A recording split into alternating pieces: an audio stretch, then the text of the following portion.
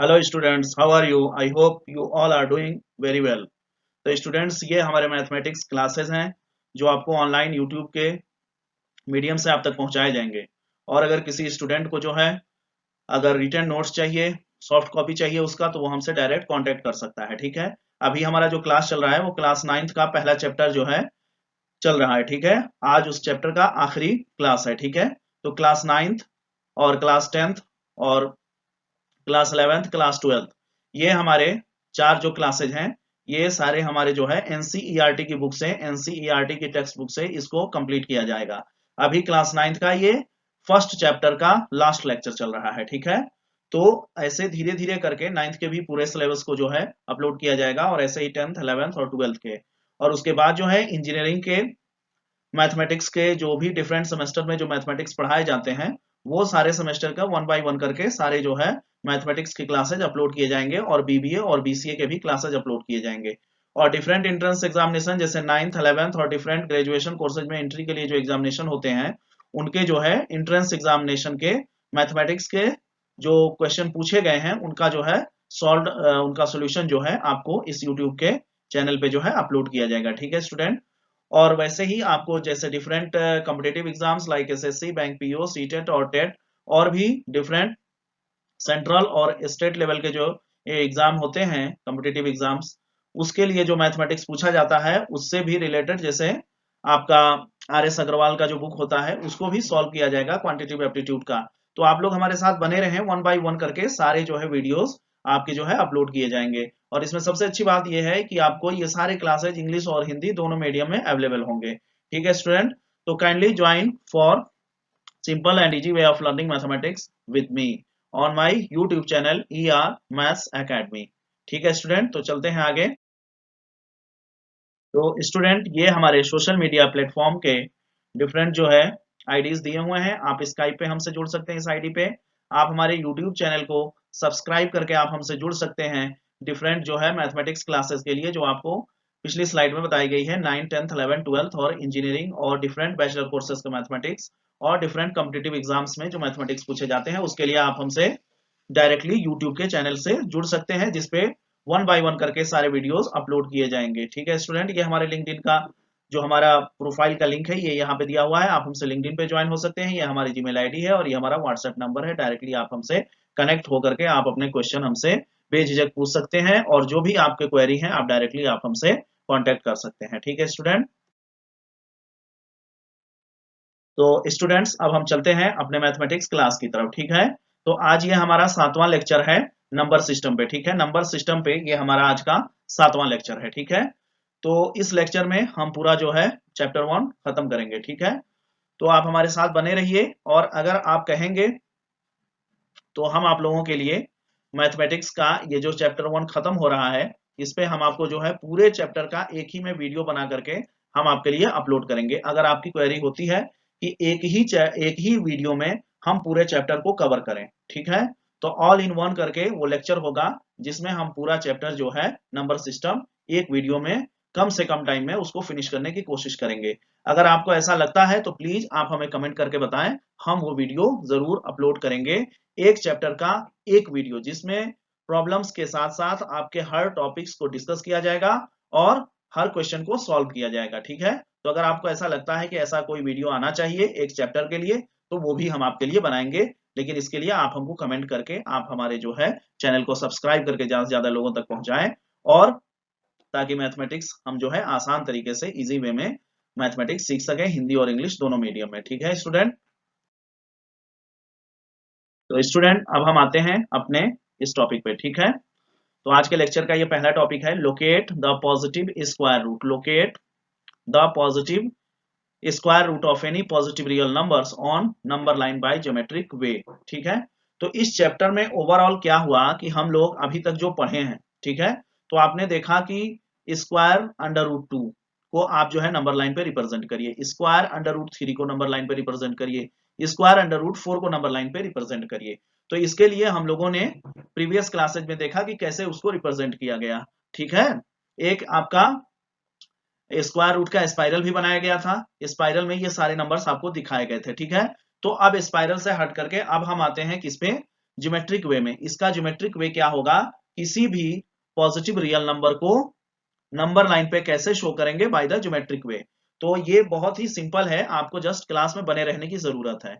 हम इसको कैसे ड्रॉ करेंगे, तो आप हम इसको जो है डायग्राम के थ्रू आपको समझाने की कोशिश करते हैं, ठीक है। आप देखिएगा यहाँ पे क्या है, x कोई पॉजिटिव रियल नंबर है, तो हमने क्या कहा, let x is a positive real number, it means that is क्या हुआ, x इज ग्रेटर देन 0। अगर पॉजिटिव रियल नंबर है तो 0 से बड़ा ही होगा।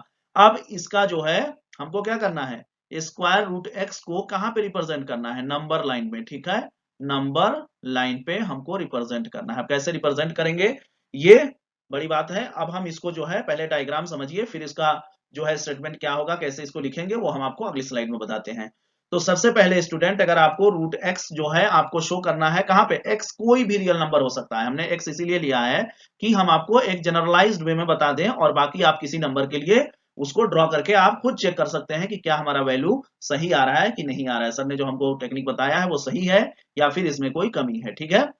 तो सबसे पहले फर्स्ट ऑफ ऑल हम क्या करेंगे स्टूडेंट, कि x लेंथ का एक हम जो है लाइन ड्रॉ करेंगे, ठीक है। और ये लाइन x लेंथ का होगा, और इस लाइन को हमने क्या नाम दे दिया, AB नाम दे दिया, ठीक है। AB मिलने के बाद फिर हम क्या करेंगे, B से राइट साइड में स्ट्रेट एक और लाइन ड्रॉ करेंगे 1 यूनिट का। ये कितने यूनिट का, 1 यूनिट का। और फिर हमको एक पॉइंट क्या मिल गया, C मिल गया, ठीक है। अब हमको एक स्ट्रेट लाइन क्या मिल गया, AC मिल गया। और AC जो हमको ये लाइन मिला है AC, इसका डिस्टेंस क्या बनेगा स्टूडेंट, x था AB का और BC आपका हो गया 1 यूनिट। तो 1 यूनिट होने के बाद ये आपका क्या हो जाएगा, AC is equal to x plus 1, AC is equal to x plus 1। अब हम क्या करेंगे, इस AC लाइन का क्या करेंगे, दो पार्ट में हम इसको इक्वल डिवाइड करना चाह रहे हैं। हम इस AC लाइन को दो पार्ट में इक्वल डिवाइड करना चाह रहे हैं। तो डिवाइड करने का तरीका हम आपको बता दें, बाकी आपको मालूम होगा, आप ज्योमेट्रिक जानते होंगे प्रीवियस क्लासेज में, लेकिन हम यहाँ पे रिपीट कर दे रहे हैं। ए से हम क्या करेंगे, एक आर्क ड्रॉ करेंगे आधे से ज्यादा दूरी अपने उसमें कंपास में फिक्स करके। कंपास में फिक्स करने के बाद ए को सेंटर करके आधे से अधिक डिस्टेंस पे एक आपने आर्क ये लगा दिया, और फिर आपने सी को सेंटर मान करके उसी डिस्टेंस का आपने फिर एक और आर्क ये लगा दिया। अब आप देख रहे हैं ये दोनों आर्क यहाँ पे और यहाँ पे एक दूसरे को इंटरसेक्ट कर रहे हैं। इसी दोनों पॉइंट को मिलाते हुए एक लाइन खींच दिए, और यहाँ पे AC लाइन को, ये आपका परपेंडिकुलर लाइन ये कहाँ पे इंटरसेक्ट कर रहा है, ओ पॉइंट पे इंटरसेक्ट कर रहा है। ये ओ पॉइंट क्या है, आपका AC का क्या है, मिड पॉइंट अब मिल गया। तो AO इज इक्वल टू क्या हो जाएगा, OC हो जाएगा। अब हम क्या करेंगे, O को सेंटर मान करके, ठीक है, O को सेंटर मान करके, O को क्या मान लेंगे, सेंटर। O को सेंटर मान करके हम आप OA डिस्टेंस भर करके, या OC डिस्टेंस जो बोले आप, वो लेकर के हम एक सेमी सर्किल ड्रॉ कर दिए। अब हमको क्या मिल गया, एक AOC क्या मिल गया, AOC सेमी सर्किल मिल गया, सेमी सर्किल मिल गया, ठीक है स्टूडेंट। AOC सेमी सर्किल मिल गया। अब सेमी सर्किल मिलने के बाद हम क्या करेंगे, जो पॉइंट बी था, इस पॉइंट पे हम एक परपेंडिकुलर ड्रॉ करेंगे 90 डिग्री का, इस पे जो है हम एक लाइन ड्रॉ करेंगे। अब हम देखते हैं कि ये लाइन इस सेमी सर्कल को कहां पे इंटरसेक्ट कर रहा है, डी पे इंटरसेक्ट कर रहा है, ठीक है। ये पॉइंट कहां पे इंटरसेक्ट कर रहा है, डी पे इंटरसेक्ट कर रहा है। फिर डी को हमने डॉटेड ओ से मिला दिया, ठीक है, डी को हमने ओ से डॉटेड मिला दिया। हमने क्यों मिलाया है हम आपको बताते हैं। अब ये जो लेंथ BD बन रही है, ये लेंथ जो BD बन रही है, और यहाँ पे ये जो राइट एंगल ट्रायंगल बन रहा है OBD, और जो लेंथ इसमें बन रही है BD, इसका वैल्यू क्या होगा, ठीक है, इसका BD का वैल्यू क्या होगा। तो BD का वैल्यू हम जो है पाइथागोरस अप्लाई करके, बाय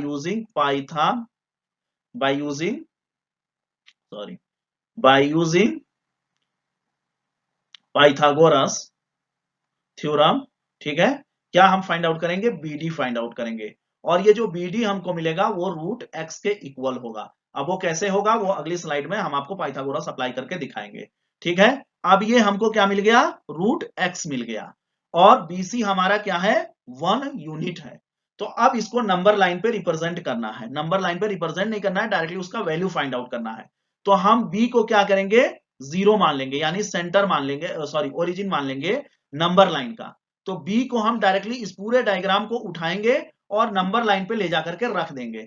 तो नंबर लाइन पे जब इसको हम ले जाकर रखेंगे, तो एक चीज का आपको ध्यान देना है कि जो 0 है नंबर लाइन का, वो क्या होगा इस डायग्राम का, फिगर 1.17a का जो बी पॉइंट होगा वो डायरेक्टली कहां पे जाएगा, ये पूरा डायग्राम उठाएंगे बी से पकड़ते हुए और इसको लाके रख देंगे नंबर लाइन के जीरो पे। जीरो पे किसको रखेंगे, जीरो पे रखेंगे बी को, ठीक है, जीरो पे रखेंगे बी को। तो अब आप देख रहे हैं ये सेम डायग्राम यहाँ पे आकर के यहाँ पे फिक्स हो गया है, ठीक है। बीसी क्या है, एक यूनिट है। क्यों हमने बी से ही पकड़ा, क्योंकि नंबर लाइन पे क्या होता है, एक एक यूनिट पे नंबर चेंज होते हैं और बी से सी का डिस्टेंस क्या है, 1 यूनिट है। तो बी को हमने ओरिजिन मान लिया। ऐसा हम जो है ये जनरलाइज्ड वे है, एक बार हम आपको क्लियर कर दें।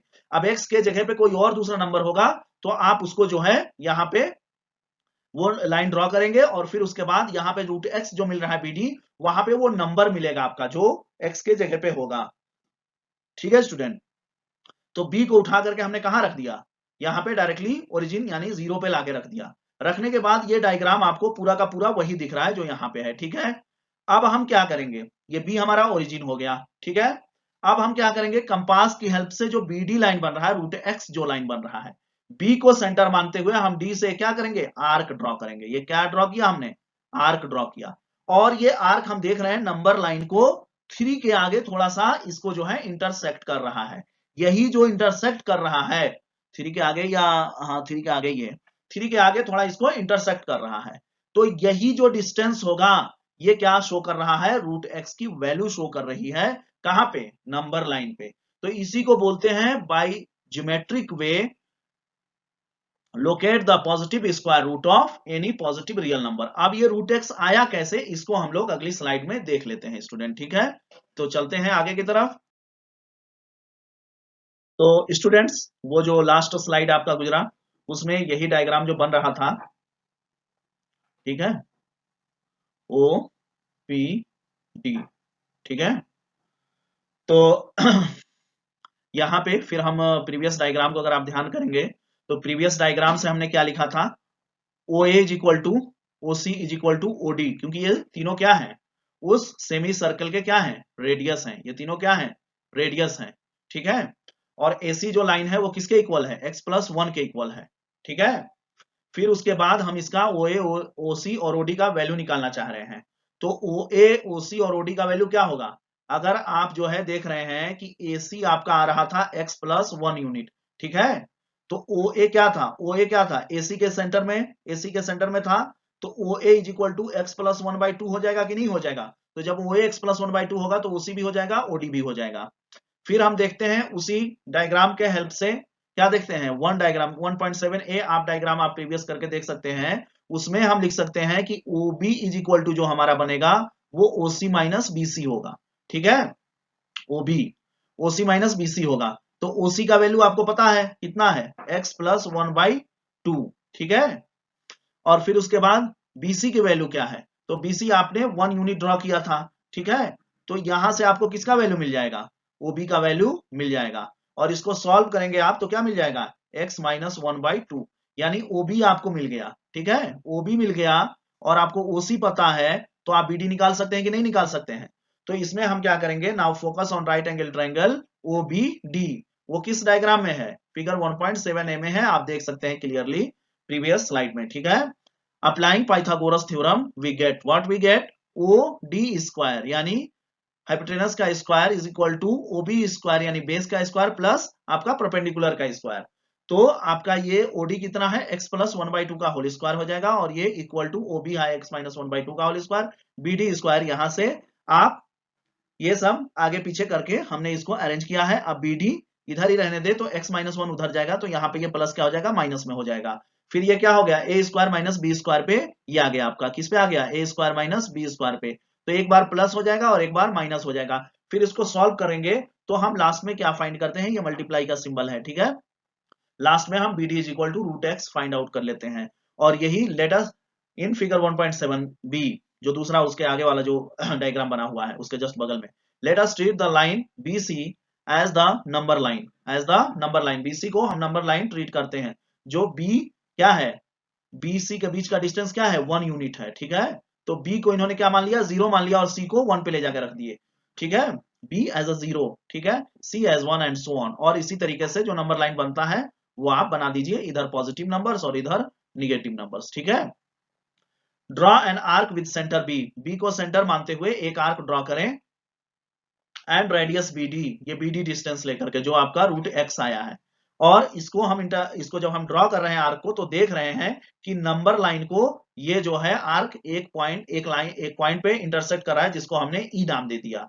Then E represents the root x. तो यही है इसकी पूरी कहानी कि ज्योमेट्रिकल वे में हम कैसे जो है किसी पॉजिटिव रियल नंबर को रिप्रेजेंट करेंगे। तो ये आपको समझ में आ गया होगा, और अगर नहीं समझ में आता है तो प्लीज आप हमें कमेंट करें, हम आपको स्पेशली जो है इसको समझाने की कोशिश करेंगे। ठीक है स्टूडेंट, तो चलते हैं अब अगले प्रॉब्लम की तरफ। अब स्टूडेंट, अब हम आ गए हैं एक्सरसाइज 1.4 पे। ठीक है, आप अपने बुक में देख सकते हैं, पहला जो चैप्टर है आपका नंबर सिस्टम का, एक्सरसाइज 1.4। अब इसमें पहला क्वेश्चन क्या है, पहला प्रॉब्लम है, classify the following numbers are rational और इरेशनल। जो ये 5 नंबर्स यहाँ पे डिफरेंट दिए हुए हैं, वो रेशनल है कि इरेशनल है। तो जस्ट हम लोग एक एक लाइन में इसका आंसर देते हैं। 2 - 2 स्क्वायर रूट 5। तो क्या है कि एक ये आपका रेशनल नंबर है और ये इरेशनल नंबर है, और इनका क्या हो रहा है, सब्ट्रैक्शन हो रहा है। तो सब्ट्रैक्शन क्या होगा, रेशनल और इरेशनल का इरेशनल होता है। ठीक है, फिर यहाँ पे आते हैं दूसरे प्रॉब्लम पे। 3 plus square root 23 bracket close, फिर माइनस रूट 23। हम इसको सॉल्व किए तो क्या मिला, हमको 3 मिला, और 3 क्या है, रेशनल नंबर है। ठीक है, फिर आते हैं अगले प्रॉब्लम पे। ये क्या है, 2 √7/7 √7। 7 √7 और √7 क्या होगा, ये कैंसिल हो जाएगा। फिर क्या बचेगा, 2/7। तो इसका आखिरी फॉर्म क्या है, 2/7 है, और 2/7 क्या है, एक रेशनल नंबर है। ठीक है स्टूडेंट, ऐसे फिर आते हैं अगले प्रॉब्लम पे। 1/√2। ठीक है, तो √2 1 क्या है, रैशनल नंबर है। 1 क्या है, रैशनल नंबर है, और √2 क्या है, इरेशनल है। ठीक है, तो 1 में अगर रैशनल में इरेशनल से आप डिवीजन करेंगे तो क्या आएगा, इरेशनल आएगा।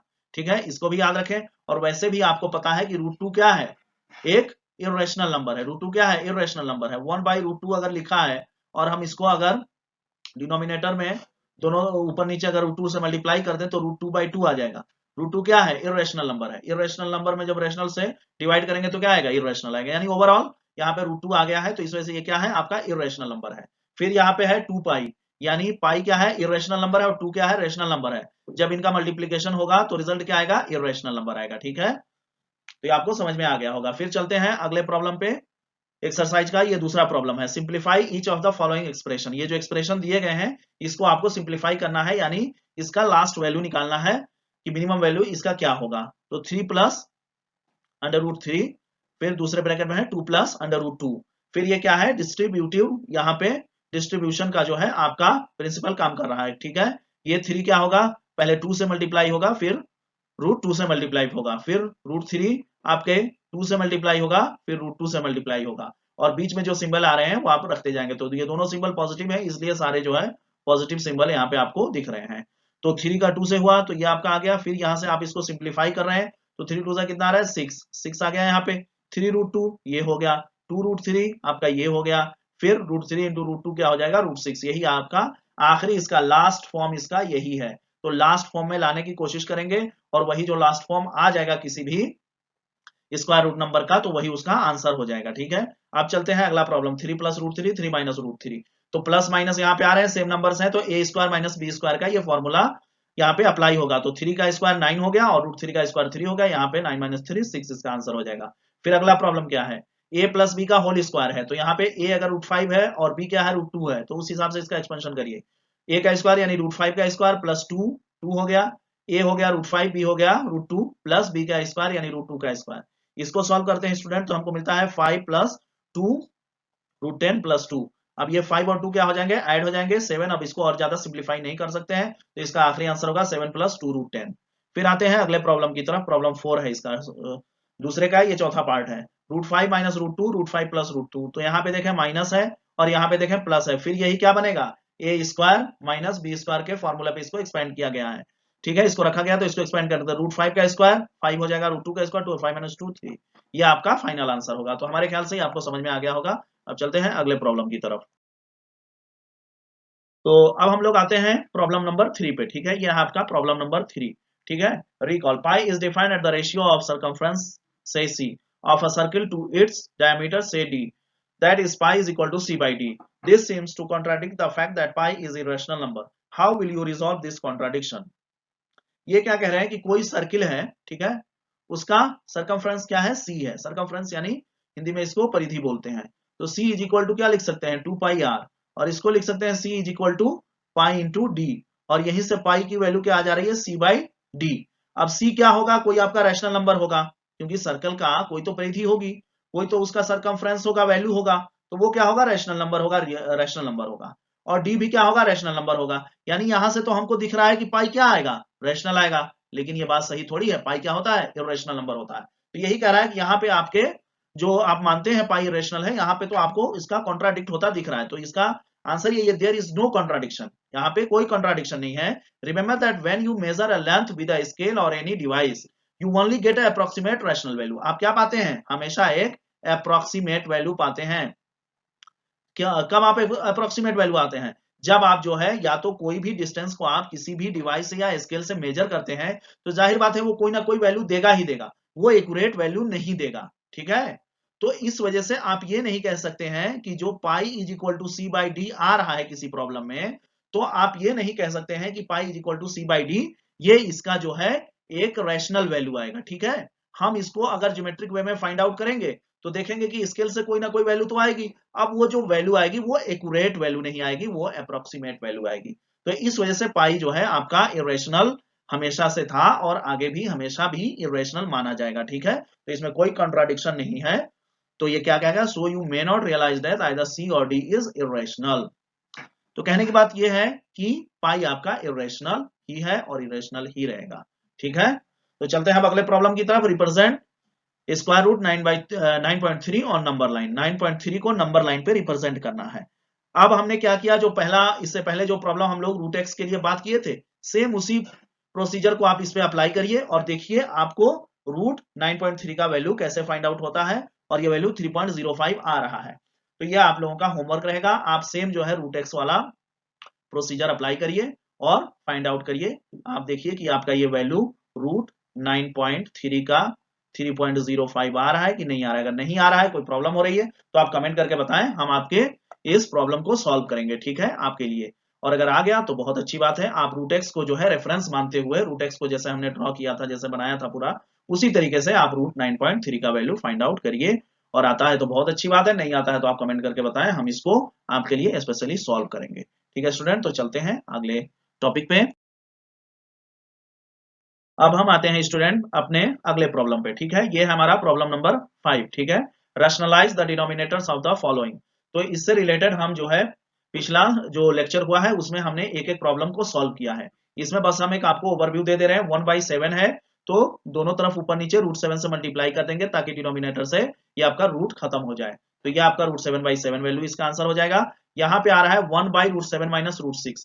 तो अगर ऐसा केस बन रहा है तो मैंने बोला था यहाँ पे माइनस है, तो अगला इसमें किससे मल्टीप्लाई करो, √7 माइनस √6 आ रहा है, तो अगला किससे करेंगे, इसी में क्या करेंगे, √7 प्लस √6 से मल्टीप्लाई कर देंगे और न्यूमरेटर डिनोमिनेटर सेम रखेंगे। तो क्या होगा, ए स्क्वायर माइनस बी स्क्वायर का फार्मूला बन जाएगा और √7 का स्क्वायर मिल जाएगा और माइनस √6 का स्क्वायर मिल जाएगा। इससे क्या होगा कि अंडर रूट दोनों तरफ से हट जाएगा। तो वही यहाँ पे किया गया है और लास्टली आपका आंसर √7 प्लस √6 आया है। ऐसे ही यहाँ पे 1/√5 प्लस √2 आया, तो यहाँ पे प्लस है तो अगला जो इसमें मल्टीप्लाई करेंगे वो माइनस वाले वैल्यू से करेंगे, वही किया गया है। और उसके बाद हम इसको सॉल्व किए हैं तो √5 प्लस √2/3 आया आंसर। फिर आते हैं अगला 1/√7 माइनस 2। √7 माइनस 2 है, यहाँ पे माइनस है तो अगला जो मल्टीप्लाई करेंगे √7 प्लस 2 से कर देंगे। तो न्यूमरेटर और डिनोमिनेटर में क्या रखेंगे, √7 प्लस 2 सॉरी और √7 प्लस 2। तो फिर ये नीचे का पार्ट क्या बन जाएगा, √7 का स्क्वायर हो जाएगा और प्लस 2 का स्क्वायर हो जाएगा। तो डिनोमिनेटर से क्या होगा, आपका स्क्वायर रूट खत्म हो जाएगा, हट जाएगा, जो कि यहाँ पे हुआ है √7 का स्क्वायर माइनस 2 का स्क्वायर, यानी 7 माइनस 4 3 आ गया, √7 प्लस 2/3 ये इसका फाइनल आंसर होगा। तो आई होप आप लोगों को ये क्लास समझ में आ रहा होगा। अब चलते हैं अगले टॉपिक पे। तो स्टूडेंट अब ये है हमारा अगला topic, laws of exponents for real numbers. Real numbers के ये लॉज ऑफ एक्सपोनेंट्स हैं। अब इसमें क्या कहा गया है कि ए आपका क्या है, रियल नंबर है। Laws of exponents which you have learned in your earlier classes, पहले भी आप जो है लॉ ऑफ एक्सपोनेंट्स पढ़ चुके हैं। यहाँ पे हम लोग पढ़ रहे हैं रियल नंबर्स के लिए, ठीक है। तो रियल नंबर्स के लिए पढ़ रहे हैं, let a is greater than 0 be a real number. A क्या है, रियल नंबर है। P and q with a rational number, p और क्यू क्या है, रैशनल नंबर्स है। Remember a is called the base, जो ए होगा वो क्या कहलाएगा, बेस कहलाएगा। और p और q क्या कहलाएंगे, एक्सपोनेंट्स कहलाएंगे। तो ये लॉ है कुछ हमारे जिसको आपको याद रखना है, इसी के बेसिस पे आपके प्रॉब्लम्स आगे आएंगे और उन्हीं को सॉल्व करना है। जैसे बेस का है a है और आपका एक्सपोनेंट्स यहाँ पे p है, तो a to be power p multiply का ये सिंबल है जो पॉइंट लगा हुआ है, ये किसका सिंबल है, मल्टीप्लाई का सिंबल है। फिर base a to be power q, अगर सेम बेस है और मल्टीप्लाई हो रहा है तो डिफरेंट जो आपके एक्सपोनेंट्स होंगे वो क्या हो जाएंगे, ऐड हो जाएंगे। पहला आपका लॉ ये कहता है। दूसरा लॉ क्या कहता है कि अगर एक बेस है उस पे पावर p है, ठीक, फिर उस पे पूरे पे पावर q है, same a to be power p again whole to be power q, अगर ऐसा कोई एक्सप्रेशन आ रहा है, ये क्या है, रियल नंबर है और p और q क्या है, आपके रैशनल नंबर्स हैं। तो अगर ऐसा कहीं आगे आता है प्रॉब्लम्स में तो ये लॉस कहता है कि a to be power p और whole to be power q ये क्या हो जाएगा, a to be power p into q, यानी ये दोनों पावर क्या होंगे, एक दूसरे से मल्टीप्लाई हो जाएंगे, यानी a to be power p q आप इसको लिख सकते हैं। फिर आते हैं अगला जो आपका लॉस है वो क्या कहता है, अगर यहाँ पे सेम बेस है और आपके एक्सपोनेंट्स डिफरेंट है और डिवीजन हो रहा है तो क्या होगा, a to be power p is divided by a to be power q, यही है ना, इज इक्वल टू होगा a to be power p, जो न्यूमिनेटर का होगा वो पॉजिटिव होगा और जो डिनोमिनेटर वाला पावर होगा जब वो ऊपर जाएगा तो वो माइनस हो जाएगा। तो a टू बी पावर क्या हो जाएगा, अगर आपका जो है डिवीजन है सेम बेस है तो a to be power p minus q, where p is always greater than q, p is greater than q यहाँ पे है, ऑलवेज नहीं कह सकते हैं, आपके प्रॉब्लम्स में हो सकता है q भी बड़ा हो और p जो है छोटा हो, लेकिन कहने की बात यह है कि न्यूमिनेटर आपका ऊपर में p रहेगा और q जब ये ऊपर जाएगा तो ये माइनस हो जाएगा, नीचे से जब ये ऊपर जाएगा तो माइनस हो जाएगा, यानी सेम बेस है और डिफरेंट आपके एक्सपोनेंट हैं और डिवीजन हो रहा है तो वो बेस टू बी पावर हो जाएगा न्यूमिनेटर का पावर माइनस डिनोमिनेटर का पावर। ठीक है, अब आते हैं अगला आपका एक्सपोनेंट लॉस क्या कहता है, अगर a to be power p है और b to be power p है, यानी बेस क्या है, डिफरेंट है और पावर क्या है, सेम है, तो क्या होगा, बेस का मल्टीप्लाई हो जाएगा और पूरे पे पावर p हो जाएगा, इसको ऐसा लिख सकते हैं। फिर क्या कह रहे हैं, a to be power 0 is equal to 1, यानी किसी भी बेस पे अगर पावर 0 है तो उसका वैल्यू हमेशा क्या आएगा, 1 आएगा। और कह रहे हैं a to be sorry 1 is divided by a to be power q, 1 is divided by a to be power q, यानी क्या है, डिनोमिनेटर में a to be power q लिखा गया है। अब इस डिनोमिनेटर को जब हम न्यूमिनेटर में लाने की कोशिश करेंगे तो a टू बी पावर क्या हो जाएगा, सिर्फ और सिर्फ q जो होगा वो माइनस q हो जाएगा, तो a to be power minus q हो जाएगा। फिर क्या कह रहे हैं, nth root of a is equal to a to be power 1 by n, यानी हम इसको ऐसा लिख सकते हैं। आपको पहले पता होगा, प्रीवियस क्लासेज में आपने देखा होगा कि nth root of a is equal to a to be power 1 by n, तो यही यहाँ पे रिप्रेजेंट किया गया है कि आगे अगर ऐसा कोई प्रॉब्लम में लिखा हुआ है तो हम उसको 1 बाई n के फॉर्म में लिख सकते हैं। n की जगह अगर 3 है तो इसको a to be power 1 by 3 बोल सकते हैं। Let a is greater than 0 be a real number and n a positive integer, n क्या होना चाहिए, पॉजिटिव कोई भी नंबर होना चाहिए। फिर आते हैं a to be power m by n, तो इसको हम लोग कैसा लिख सकते हैं, a to be power m by n, a लिखा हुआ है यानी बाई n है, यानी nth रूट ऑफ a और इस पूरे पावर m है। अब ये पूरे पे पावर है तो फिर क्या होगा कि ये आपके a टू बी पावर आ जाएगा। ठीक है, ये आपका लॉस ये कहता है, तो इसको रिमेंबर करिए, इसको याद रखिए और आगे के प्रॉब्लम्स में जो आपके लॉस, जो आपके एक्सपोनेंट लॉस यूज होंगे उसको आपको यूज करना है। बेसिकली जो आपका यूज होगा वो बेस सेम हो तो क्या होगा, आपके मल्टीप्लाई है तो पावर ऐड हो जाएंगे और डिवाइड है तो आपके पावर जो है सब्ट्रैक्ट हो जाएंगे। और अगर बेस सेम है और डिफरेंट दो पावर्स का जो है उस पे लगा हुआ है, दो पावर लगा हुआ है किसी बेस पे, तो दोनों पावर क्या हो जाएंगे, मल्टीप्लाई हो जाएंगे। फिर क्या है, डिफरेंट अगर बेस है और पावर सेम है तो दोनों बेस का मल्टीप्लाई हो जाएगा, उस पे पावर ये आ जाएगा। यही आपका मेन जो है 4 लॉज ऑफ एक्सपोनेंट्स हैं जो कि यूज हो रहे हैं आगे। तो चलते हैं अगले प्रॉब्लम की तरफ। सिंप्लीफाई, ये एग्जांपल है, simplify 2 to be power 2 by 3 multiply, ये मल्टीप्लाई का सिंबल है, ठीक है, जो पॉइंट लगा हुआ 2 टू पावर 1 बाई 3। तो ये कैसे सॉल्व होगा, यहाँ पे बेस क्या दिख रहा है, सेम है, तो पावर क्या होंगे, ऐड हो जाएंगे। तो देखो यहाँ पे 2 बाई 3 प्लस 1 बाई 3, इसको ऐड करने के बाद 3 बाई 3, 2 टू पावर 1, 2 आ गया आपका आंसर। फिर यहाँ पे क्या है, एक बेस पे दो पावर लगे हुए हैं, पहला पावर क्या है 1 बाई 5 और दूसरा क्या है 4। तो क्या कहता है आपका ये लॉस, लॉस कहता है कि दोनों पावर मल्टीप्लाई हो जाएंगे, तो 1 बाई 5 मल्टीप्लाई बाई 4, यानी 3 टू बी पावर 4 बाई 5, ये आपका आंसर होगा। थर्ड प्रॉब्लम क्या है, 7 to power 1/5 divided by 7 to power 1/3, यानी बेस सेम है और डिवीजन हो रहा है, तो पावर क्या होंगे, सब्ट्रैक्ट होंगे, न्यूमरेटर में से डिनोमिनेटर के पावर को घटा देंगे, तो 1/5 माइनस 1/3 यानी 7 टू पावर माइनस 2/15, ये आपका आंसर आएगा। फिर आते हैं अगले प्रॉब्लम की तरफ। 13 टू पावर 1/5 मल्टीप्लाई, ये पॉइंट क्या है, मल्टीप्लाई का सिंबल है, याद रखना। 13 to power 1/5 multiply by 17 to power 1/5, 1/5 क्या है, कॉमन है, ये भी आपका लॉ ऑफ एक्सपोनेंट्स कह रहा था कि नहीं। अगर ये दोनों कॉमन हो पावर तो क्या होगा, बेस मल्टीप्लाई हो जाएंगे, जो कि यहाँ पे हो रहा है 13 मल्टीप्लाई बाई 17 और पावर एज इट इज यहाँ पे आ जाएगा 1/5। ये आपका फाइनल आंसर हो जाएगा। 13 को जब 17 से मल्टीप्लाई करेंगे 221 to power 1 to be 221 to power 1/5, ये आपका फाइनल आंसर होगा। तो चलते हैं अब अगले प्रॉब्लम की तरफ। तो स्टूडेंट अब हम आ गए हैं एक्सरसाइज 1.5 पे। ये है आपका एक्सरसाइज 1.5, लास्ट एक्सरसाइज है, ठीक है। फिर वही जो हमने लॉ ऑफ एक्सपोनेंट्स जो पढ़े हैं, लॉ ऑफ एक्सपोनेंट्स, उसी पे बेस्ड ये क्या है, एक्सरसाइज है, ठीक है। अब उसको सॉल्व करते हैं। फाइंड 64 टू पावर 1/2, फिर ऐसे ही दूसरा है, फिर ऐसे ही तीसरा है। हम एक प्रॉब्लम इसमें आपको अच्छे से एक्सप्लेन कर रहे हैं, 64 टू पावर 1/2। अब हम क्या करेंगे, 64 को जो है ना फैक्टराइज करेंगे और कोशिश करेंगे 64 को किससे, प्राइम नंबर से फैक्टराइज कैसे करते हैं।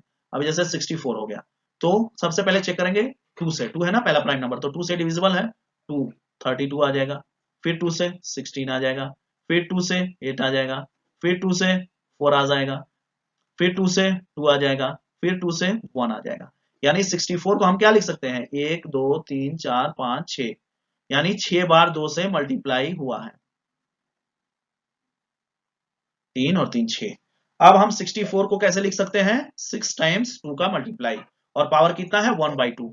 अब हम इसको सिंपल वे में क्या लिख सकते हैं, 2 टू पावर 6 और पहले से है 1/2।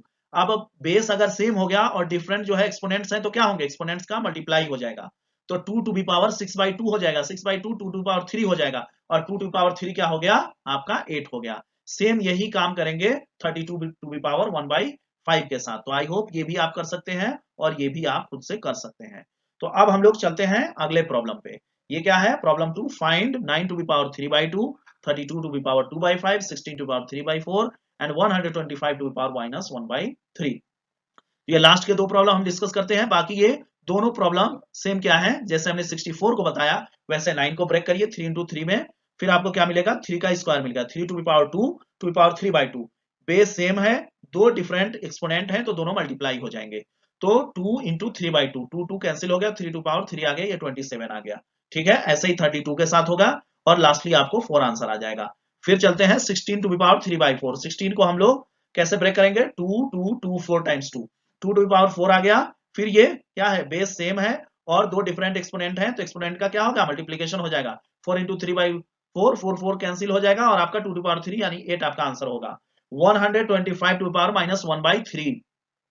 अब 125 को हम लोग क्या लिख सकते हैं, 555, यानी 5 को 3 टाइम्स अगर हम मल्टीप्लाई करते हैं तो क्या मिलेगा 125। तो हमने बोला ही था कि ये कैसे निकालेंगे, आप जो है जिस प्राइम नंबर से यानी लोवेस्ट जिस प्राइम नंबर से वो आपका डिविजिबल हो रहा है, उसी से हम लोग उसको ऐसे डिवाइड करके उसका जो है हम फैक्टराइज करेंगे। तो 125 को देखते हैं, तो ये किससे होगा, 2 से भी नहीं होगा, 3 से नहीं होगा और 5 से हो जाएगा, तो 5 क्योंकि यहाँ लास्ट में है तो 5 से हो जाएगा, तो 5 2 जा 10 और 25, ये आ गया आपका 25, ठीक है। फिर इसको करेंगे 5 से डिविजिबल है 5 टाइम्स, फिर ये 5 यानी 3 टाइम्स 5 आएंगे, ठीक है।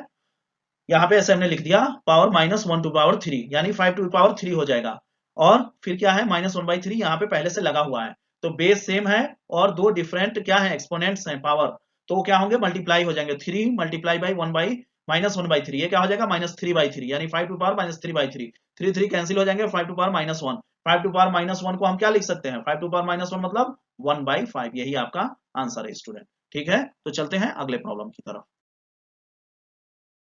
तो स्टूडेंट अब हम आ गए हैं एक्सरसाइज के ये तीसरे प्रॉब्लम पे, ठीक है। अब ये तीसरा प्रॉब्लम हमारा ये लास्ट प्रॉब्लम है इस एक्सरसाइज का, ठीक है। अब इसको समझते हैं, ठीक है। अभी आपने जो 4 लॉज पढ़े हैं एक्सपोनेंट्स के, वही चारों लॉज जो है आपके बार बार यूज हुए हैं यहाँ पे, ठीक है। अगर क्या है, बेस जो है आपका सेम है, a to be power p और a to be power q और बीच में मल्टीप्लाई है, तो a टू बी पावर हो जाएगा p प्लस q। फिर यही क्या पढ़े आप, अगर बेस सेम है और डिवीजन हो रहा है a to be power p and a to be power q, तो क्या लिखेंगे इसको a to be power p minus q। ठीक है, फिर अगला क्या है, अगला था a to be power p है और फिर whole to be power q है। तो अगर बेस एक ही है और दो एक्सपोनेंट हैं तो दोनों एक्सपोनेंट का क्या हो जाएगा, मल्टीप्लाई हो जाएगा, a to be power p cube हो जाएगा। फिर एक और क्या था, a to be power p है यानी बेस डिफरेंट है और पावर क्या है, एक्सपोनेंट क्या है, सेम है, a to be power p into b to be power p क्या हो जाएगा, ab to be power p। इसी पे ये सारे प्रॉब्लम बेस्ड थे। तो पहला यहाँ पे simplified 2 to be power 2/3 multiply by 2 to be power 1/5। ठीक है, तो बेस सेम है, एक्सपोनेंट डिफरेंट है, मल्टीप्लाई हो रहा है, तो एक्सपोनेंट क्या हो जाएंगे, ऐड हो जाएंगे। ऐड होने के बाद क्या मिल रहा है, 2 टू बी पावर 13/15। फिर अगला प्रॉब्लम क्या है, 1/3 टू बी पावर 3 और होल टू बी पावर 7।